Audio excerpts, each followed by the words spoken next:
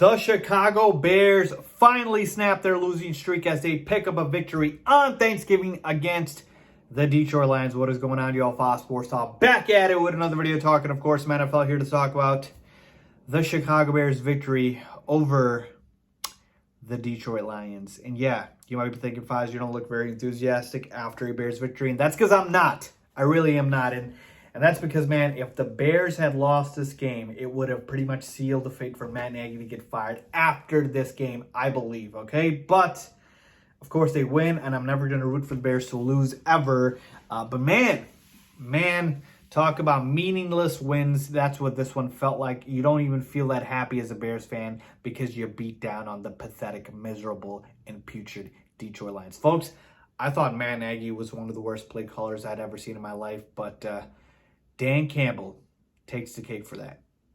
Dan Campbell took over play calling duties for the Detroit Lions, and boy, was this offense abysmal. This man loves to throw at or behind the line of scrimmage. Jared Goff started like 9 for 9, but I swear to God, outside of the Josh Reynolds touchdown, every throw felt like it was at the line of scrimmage or behind it.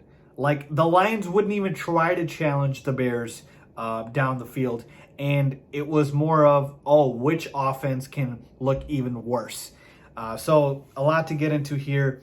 But let me start by saying this. There was a report that came out before the game saying that the ownership for the Chicago Bears, the McCaskies, George McCaskey, met with, I believe, the team and addressed them and talked about the fact that the report that Matt Nagy's getting fired after Thanksgiving isn't true. And you know what? This is just so incompetent, folks. I don't mean to just sound like someone who's just, nagging about the Bears, nagging about Nagy, but the Bears ownership, I believe, in their mind, had plans to fire Matt Nagy. Then this report gets leaked, and now they're thinking, oh man, this got leaked, now we can't fire him. So they go and address the team and say, oh, we're not going to fire Nagy. And so now, even if they win or lose, you can't. Like, it's so beyond incompetent. I can't even fathom and understand it fully. But now it pretty much secures it, right? The Bears won, so Matt Nagy's not getting fired right now. He's going to get fired at the end of the season, but not right now. So as far as the victory over the Lions, like I said, folks, this is a Detroit Lions team that I thought could challenge the Bears, and they did for the most part in terms of the scoreboard. But their offense is so bad. Dan Campbell is such a bad play caller. I mean, my goodness. It was like a 3rd and long. He calls draw plays, just no challenging down the field. It was quite frankly one of the worst offensive performances I've ever seen. Like, just bad. And as far as the Bears side of things, they just had to get out of their own way, right? Andy Dalton had a decent game in terms of his standards, 300 yards passing plus.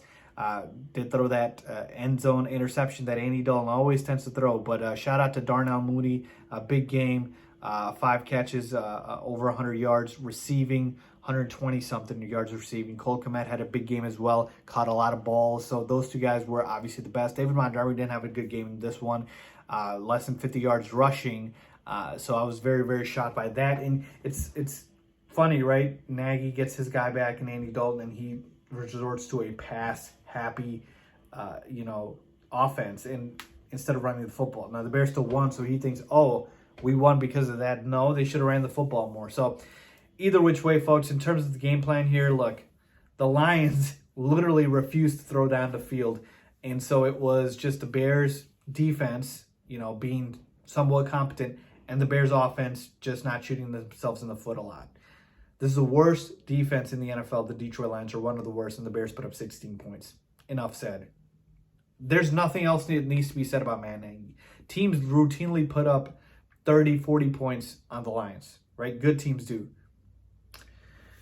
It's not even like worth addressing anymore, right? We know the situation. So now the victory over the Lions does nothing for the Bears. They get another win.